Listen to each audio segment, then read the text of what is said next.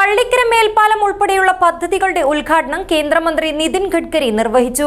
കാസർഗോഡ് താളിപ്പടുപ്പ് മൈതാനിയിൽ സംഘടിപ്പിച്ച പരിപാടിയിലാണ് ഉപരിതല ഗതാഗത രംഗത്തെ കേരളത്തിന്റെ മുഖച്ഛായ മാറ്റുന്ന വികസന പദ്ധതികൾ മന്ത്രി നാടിന് സമർപ്പിച്ചത്.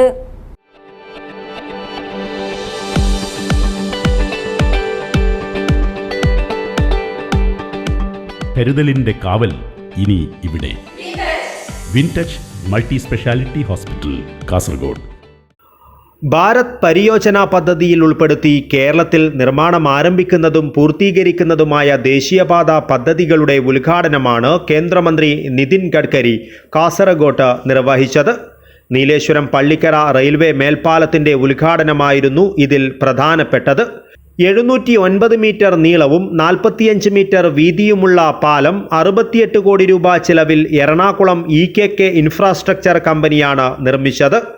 പാലം നിർമ്മാണം പൂർത്തിയായി ഗതാഗതത്തിന് തുറന്നുകൊടുത്ത് മാസങ്ങളായെങ്കിലും ഔദ്യോഗിക ഉദ്ഘാടനമാണ് മന്ത്രി നിർവഹിച്ചത്. Kerala is a beautiful state, and as far as tourism is concerned, the Kerala is attraction for the whole world. And the tourism is a sector where after the tourism we need the most important thing is good roads. Without roads we cannot develop tourism.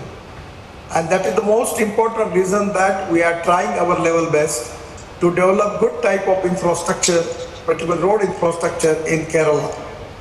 Actually, in the Kerala situation, we have now planning to making the works of 1.5 lakh crores in due course of time. Before 24 end, we will have to be some of the works upcoming. The 38 projects are coming.